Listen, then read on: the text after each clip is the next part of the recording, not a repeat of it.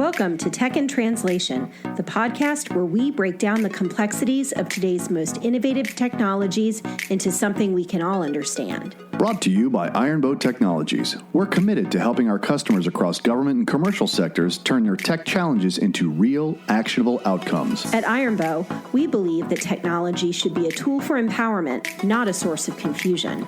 That's why each episode of Tech in Translation is designed to demystify the latest trends, tools, and technologies, making them accessible for everyone, whether you're a seasoned professional or just tech curious. Join us as we translate complex tech into everyday language, one episode at a time.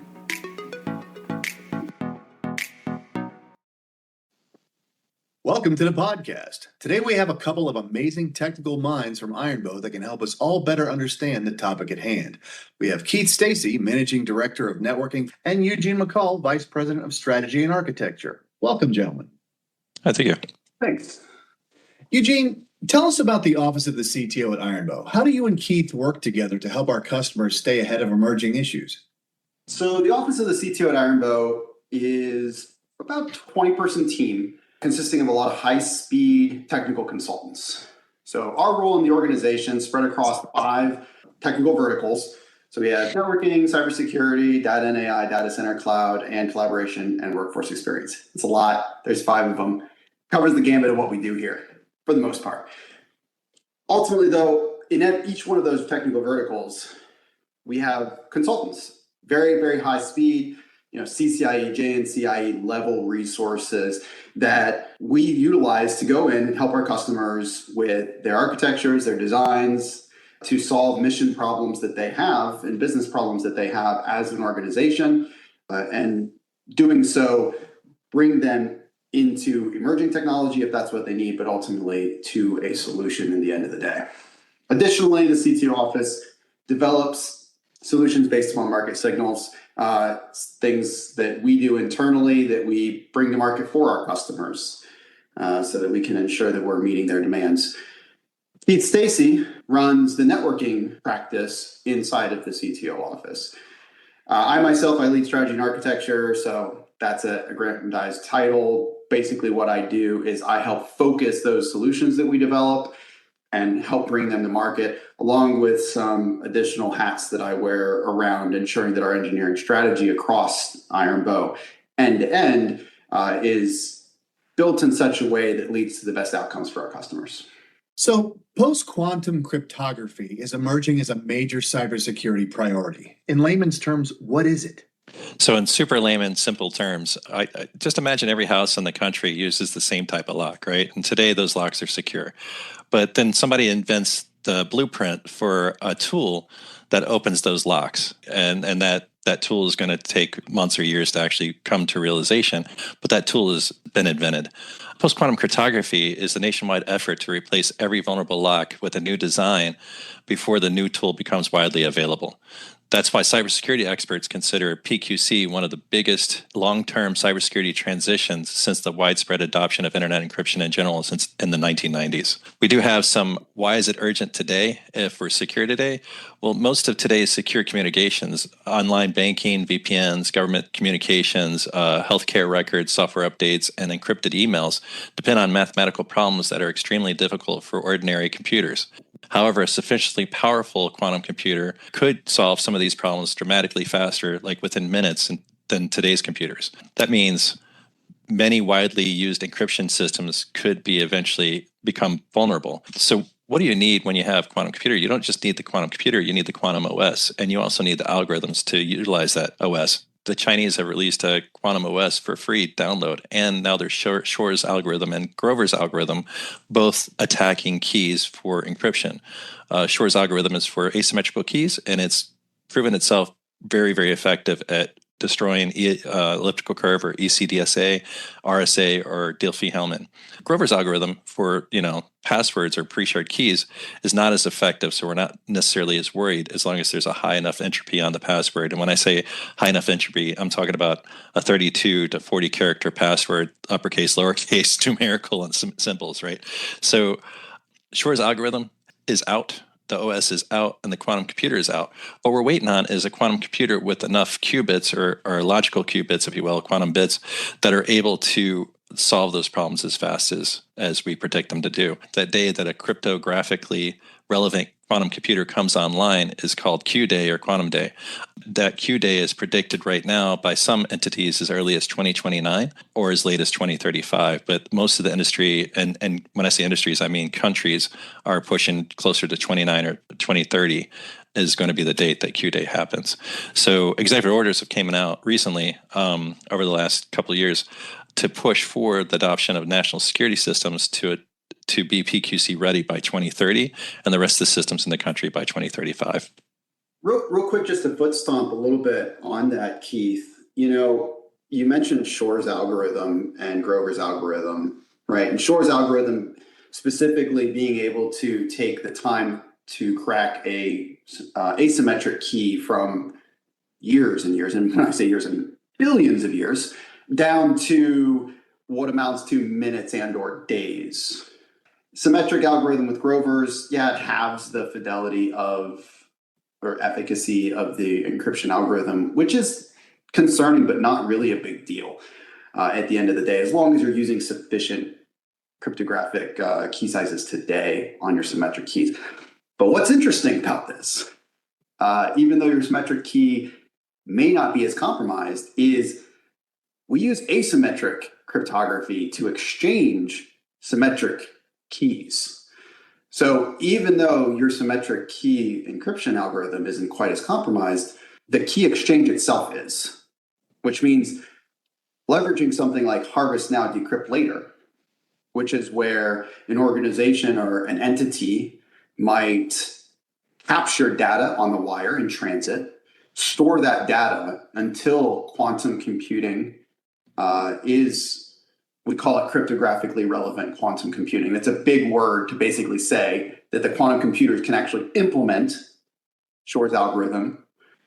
Once we get to that day, they have all this data stored that they can leverage now this quantum computing power to go in and find these asymmetric keys, decrypt those asymmetric keys, extract the symmetric key, and then decrypt the rest of the data that was transferred in that session. So that's a really big vulnerability when you think about it, even though some might say it's only the asymmetric key that's vulnerable here. It kind of amounts to almost everything. Well, I think you're talking specifically about ETLS, but that's a good point. But it brings the table, does this mean our encryption is broken today? No, I think our encryption is perfectly fine for adversaries today. However, you just mentioned it, the harvest now, decrypt later, right? Like the idea about that's a common terminology used in the Intel community for years now, right? What does that mean? That means our adversaries, if it's in their path and they're able to extract it or intercept it, they can download those encrypted packets and hope to have a cryptographic relevant computer in the future that they can decrypt those packets, right? You're talking about a little bit more on the real time in the future, which is going to be very, very valid. But right now, the harvest now, decrypt later is important. Intercept today, store it, wait for the quantum computer to come online, decrypt it years later. That's why national security systems are at the forefront of getting protected when we're talking about classified data, because classified data default is 20 years. Right. Some of it's 30 plus 50 years. I mean, I still want to know where the aliens are. We can get that data today. And we know, working with the military as much as we have, Eugene, we know that, if you pile enough data together, it can become classified. If classified data, even at the lowest level, could do great harm to the country, right? Even if it's old 20 years later or 20 years ago.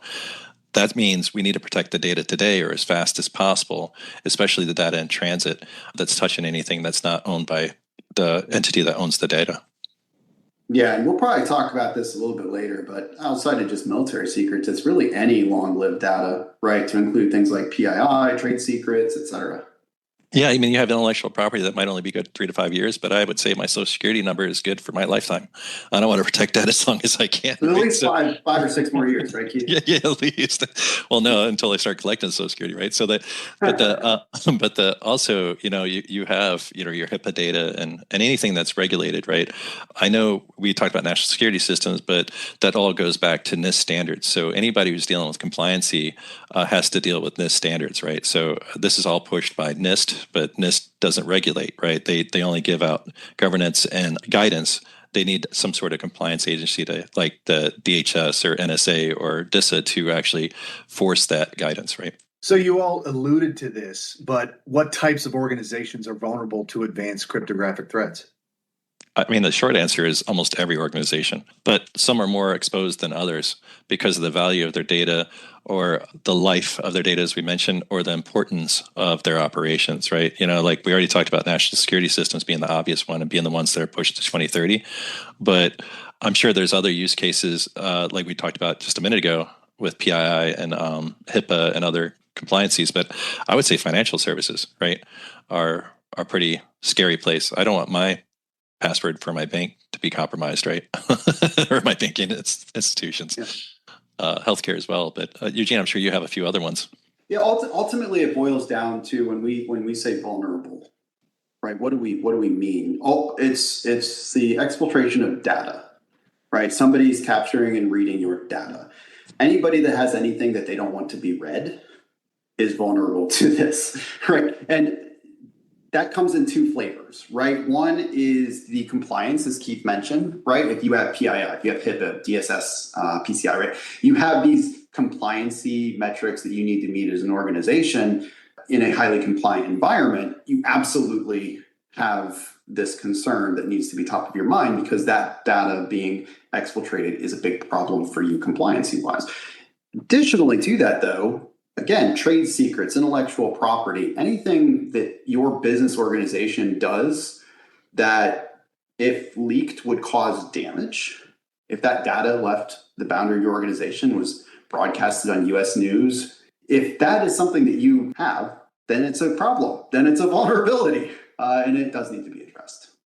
Yeah, we're talking a lot about data, but I mean, what about critical infrastructure, right? Utilities, water systems, oil and gas, telecommunications, transportation, and power grids.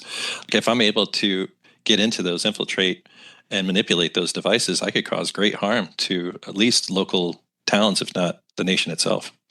No, then that's a great point, Keith, because it does go beyond, lower than the data layer. It goes into the control plane layer and the control elements. For instance, an IoT or OT environment for, exactly as you say, utilities. You can get in and disrupt the OT environment that controls your utilities. That can cause a significant issue for humanity. Yeah, I would say organizations that are at higher risk are the ones that have like long life sensitive data, as we mentioned several times, right? Heavy reliance on encryption. If you're using MACsec, IPsec, or TLS today, then and it's touching the internet, we need to address that as soon as possible, right? Large number of connected devices, another thing. Complex IT environments or regulatory obligations, I think, are all big bullets for people that should be paying attention to PQC. I mean, the bottom line, while every organization that uses encryption will eventually need to transition to post-quantum cryptography, the highest priority is for organizations whose information has long-term value or whose systems are critical to the public safety and economic stability. For them, the question isn't whether to prepare, it's how quickly they can inventory their cryptographic assets, prioritize high-risk systems, and begin a phased migration today. As you guys mentioned, there is a lot of guidance on PQC, but you touched on this earlier about the timelines that differ depending on the nature of the system. Tell me more. What does that mean for the sectors that we as Ironbow support? We cover the gambit.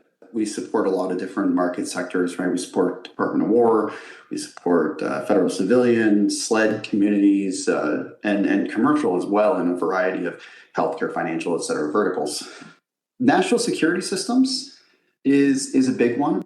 There's different timelines based upon the severity of response that would cause to be compromised, right? So national security system has a much higher severity level of compromise than a mom and pop shop of 20 individuals that are trying to come out with a cool gadget, right?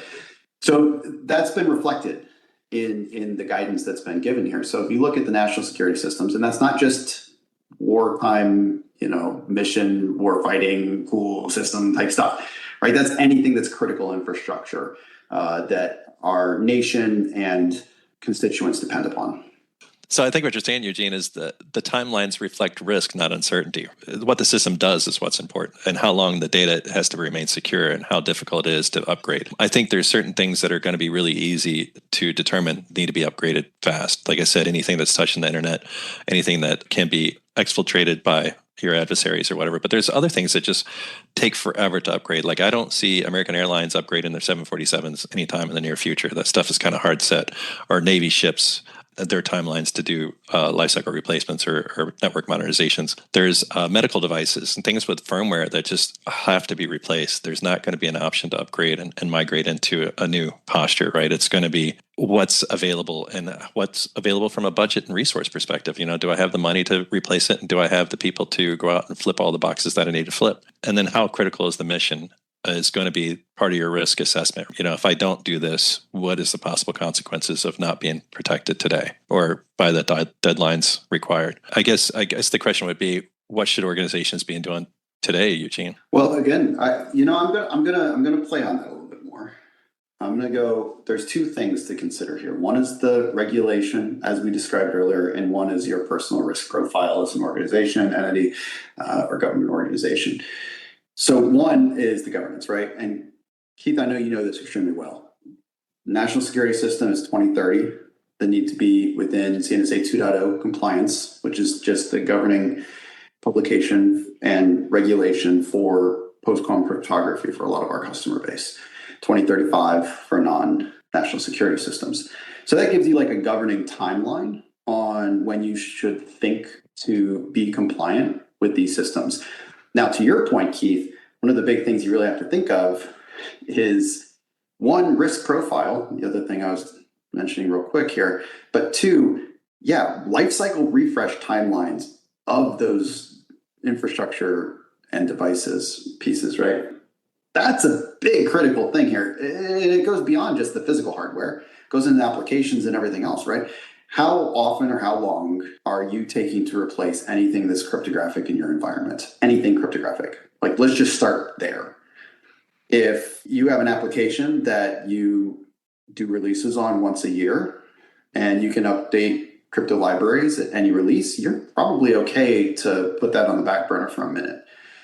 If you have an OT network in a power grid that hasn't been updated in 15 years, well, your next lifecycle refresh is probably already going to hit upon that regulatory deadline. So that's where you really need to think and determine a list of priorities based upon refresh lifecycle, risk profile, to your point, and then regulatory deadlines and how those align together. So if I was break that down, really, like, to summarize that really high level, it really starts out with knowing what you have, like doing an inventory of what you have today, and then run that against your risk assessment that you're talking about and prioritizing what should be replaced first based off the money that I have, right? So that we have budgeting and planning coming next, right? And understanding what our roadmap's going to look like. How long is it going to take us to migrate fully? And then we're going to hit those deadlines based off the risk assessment and the current crypto inventory we're doing today. Is that what you're saying? Yeah, I mean, absolutely. Money's not going to fall from the sky for this, right? We have to plan ahead. Only way we're going to get after it. Yeah, so it's not like replacing everything immediately, but it's instead start planning now so a transition can occur in a controlled, risk-based manner over the next several years. Eh? Absolutely. So Keith, Eugene, regardless of industry, what else should all organizations be thinking about right now? Well, I think Eugene just kind of hinted on it, right? Know where your cryptography is being used, identify your high-risk assets, but also your high-value assets, right? Build a roadmap that gets you to crypto agility, which is the whole plan here, right? So everything we're kind of doing right now is theoretical against quantum computers, but as quantum computers evolve, we're going to have to evolve our crypto environment as well, right? And then align with those evolving standards and make PQC like legitimately part of your modernization. So if you're doing lifecycle replacements now, work with your vendors, your trusted advisors to make sure you're getting the hardware in that's going to be PQC ready, as well as budget and make sure that you have the personnel aware of what needs to be done over the next several years, right? So at the end of the day, I think organizations that begin early can align PQC adoption with existing modernization initiatives and avoid costly emergency upgrades and ensure their most sensitive data remains protected well into the quantum era. How is Ironbow working with OEM partners to help our customers become quantum ready? You haven't picked up on it yet. The technological side of this is pretty complex, don't get me wrong, but the industry landscape for PQC is insane right now. Right? Yes, sir, it is. You have governing bodies that are rightfully so getting ahead of this threat and putting out information, putting out guidance, standards, which, by the way, not all PQC standards are ratified yet. There's still encryption standards that are awaiting ratification and going through testing, and vulnerability for one was just found. That was a pretty big deal. It's been kicked out, right? The OEMs have had to respond to this dynamic shifting landscape, if you will. And that's where Ironbow has really been able to help bridge the gap between our customers and the OEMs. Obviously, with any sort of highly regulated industry, they're going to be involved as well. You know, we have people that we work with inside the OEM on a regular basis that talk to the NSA, that talk to the DoW CIO, that talk to these high-level individuals, as do we. But it's really bringing that all together to figure out timing of product releases, right? How the OEMs are going to adapt to the market, what portions of the network or data center or application can be upgraded right now, because the answer is not all of it, right? There's plenty of infrastructure that exists within the environments out there today that there is no answer for PQC right now, right? There's just no hardware that supports it at that place in the network, if you will, right? So we're working with the OEMs to prioritize that. You know, for instance, obviously WAN, anything over the wire that in transit that sits outside of an organizational boundary that's physically controlled is of utmost importance. It's the internet, right? It's the wild, wild west. So a lot of the OEMs are focusing on WAN first, right? Which makes a lot of sense. But that's where we insert ourselves, right? We're the customer voice in a lot of cases to the OEMs. We're working with them to figure out how we can leverage their portfolio in supporting our customers' requirements, timelines of when those are going to be coming to market, prioritizations of when those are going to be coming to market. And then additionally, with somebody like Ironbow being a third party, if you will, to the OEMs themselves, we have the ability to work with multiple OEMs to figure out a holistic solution across different architectural boundaries, right? Applications, might front end that with a load balancer that supports a PQC safe algorithm on the WAN while not having to update your application in the data center. But that's not going to come from the same OEM vendor that's probably replacing the router that sits on that WAN as well, right? So that's where Ironbow can really help. And then from there, matrix that out into a roadmap that makes sense both from the OEM and the customer perspective for implementation timelines. Yeah, and to give some examples that Eugene was saying, like we're evaluating technology roadmaps from different vendors. I think we have about 6 early field trials or beta testing, you would say, of different vendor products that are producing PQC ready solutions. And we're not only evaluating them to see if they work right, we're giving feedback based on our customers' needs to get them a better understanding of how they should do their development on these products. We do offer a cryptographic discovery. Like we can come out and do a network health assessment where we look at your network and provide you an inventory list and tell you the risk assessment on different products based on conversations we have in a consulting format. We can align with industry standards. Maybe you're using something that's homegrown or proprietary and migrate you into more of a standards-based posture. And then, like I said, integrating PQC into your modernization initiatives as a default of ours nowadays. So to summarize kind of what Eugene said, it's like quantum readiness is not about deploying a single new product. It's about building an ecosystem that can evolve. By combining, Ironbow's integration expertise with our OEM's partners' technology roadmaps, we help customers prepare for the transition to post-quantum cryptography in a practical, phased, and standard-based manner. Okay, but you just alluded to there's a bunch of unknowns.